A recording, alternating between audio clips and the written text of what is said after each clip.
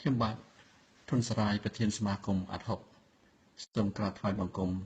ព្រះថេរានុរាជរដ្ឋគ្រប់ព្រះអង្គជាទីសក្ការៈសូមគោរពបងប្អូនជនរួមជាតិទាំងក្នុងនិងក្រៅប្រទេសជាទីគោរពនិងរាប់អានកាលពីថ្ងៃទី29នៅពេលល្ងាចម្សិលមិញនេះ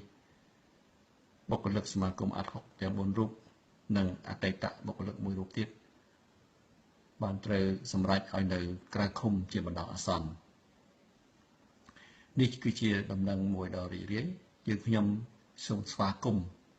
ដល់ការសម្រេចឲ្យនៅក្រៅឃុំជាបណ្ដោះអាសន្ននេះយើងខ្ញុំក៏សូមចូលរួមអបអរសាទរជាមួយនឹងបុគ្គលិកទាំងអស់ទាំង4និង5រូបក៏ដូចជាក្រុមគ្រួសាររបស់ពួកគេផងដែរដែលគេមានឱកាសបានជួបជុំក្នុងក្រុមគ្រួសាររបស់គេកូនជួបម្ដាយប្រពន្ធជួបប្តីឪពុកជួបកូនឡើងវិញនៅក្នុងការរីករាយនៅក្នុងគ្រួសារនេះជាជំហានជាវិជ្ជមានមួយក៏ប៉ុន្តែការដោះលែងនៅក្រៅឃុំបណ្ដោះអាសន្នប៉ុណ្ណេះមិនទាន់មានលក្ខណៈគ្រប់គ្រាន់ទេដែលធ្វើឲ្យពួកគាត់អាចមាននីតិសម្បទាគ្រប់គ្រាន់ក៏ដូចជាសុវត្ថិភាពពេញលេញនៅក្នុងការបំពេញការងាររបស់គាត់ក្នុងការបម្រើជូនដល់ប្រជាពលរដ្ឋយើងក៏ដូចជាដល់សង្គមជាតិយើងទាំងមូលឲ្យបានដូចមុននោះហើយទេអញ្ចឹងខ្ញុំធ្វើការសូមអំពាវនាវឲ្យស្ថាប័នមានសមត្ថកិច្ចជាពិសេសតុលាការលោកនឹងធ្វើការ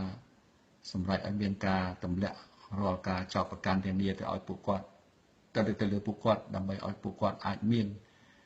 ការគេហៅថាសេរីភាពពេញលេញប្រឆាចពីការចោទប្រកាន់នានាបន្តទៅទៀតដើម្បីឲ្យពួកគាត់អាចត្រឡប់មកក្នុង